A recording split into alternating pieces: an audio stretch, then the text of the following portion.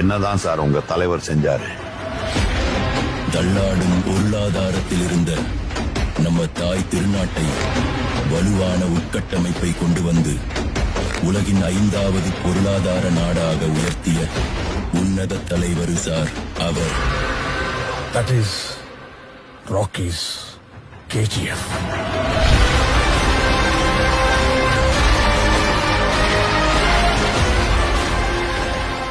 History was wrong.